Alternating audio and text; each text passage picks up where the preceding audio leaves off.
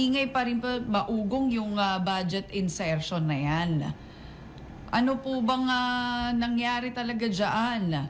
At yung sinasabing flood control project? Well, alam mo, nakakagulat, no? At yung ating flood control project, the past few years, trillion na. In fact, that's 350 billion a year. Ibig sabihin yan, 1 billion pesos a day ang ating pondo para po sa flood control. 1 billion a day. Siguro naman sa ganong amount ay dapat naman may mangyari na. Meron tayong nakikitang may nakikita na tayong progress. Hindi natin sa akin po, we cannot fight forces of nature, global warming at iba pa. Pero yung flood mitigation, maiwasan natin, mababawasan natin. Ang kailangan, maitanggal natin yung tubig at the shortest possible time. Ang pinagtatako ko, halimbawa ko, Central Luzon, Pampanga, Bulacan, and parts of Metro Manila, parang taon-taon na lang, hindi ako nagkakamali, itong pagkabalik ko sa Senado, every year meron tayong hearing on flooding. Taon-taon, same issues, same situation. Nakakaawa yung mga kababayan natin, sila lumulusong, property nila ang nalulubog, pinaghirapan po nila habang itong mga gumagawa ng kwarta nasa mga malalamig na kanilang mga opisina at nagpapakasarap.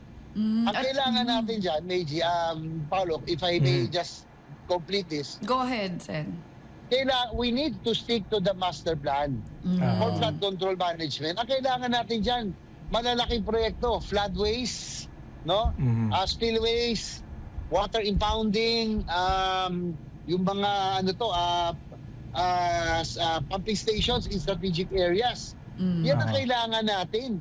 Kaya nangyayari, kung titignan nyo yung menu, yung pinag-usapan nyo na rin po yung mga insertion, ang makikita nyo sa menu is panay drainage improvement, slope protection, at kung ano pa na, rock netting na parang ito yung regular na makikita mong mga items Alam mo, kung ako po, minsan nasa helicopter ako, pag nakikita ko yung lahat ng ilog natin, parang lahat ng ilog natin, sementado na.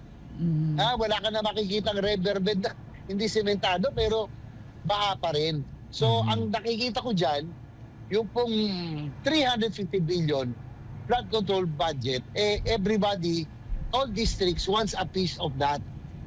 Alam mo, naging congressman din ako, iba ang orientation. Pag congressman ka, kung ano may uwi mo sa distrito mo, yun talaga ang pakay mo. May mauwi ka sa distrito mo. So, baka lahat sila gusto rin doon. Pero sa akin, very common sense, no? Tignan mo lang yung flood-prone provinces, top 10.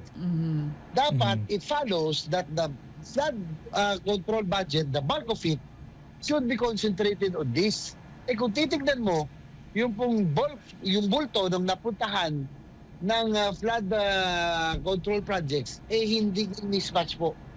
Baka 2 o 3 lang sa flood-prone provinces ang napuntahan o nakaambon doon sa flood control project. So, doon pala nakita na natin na meron talagang irregularidad.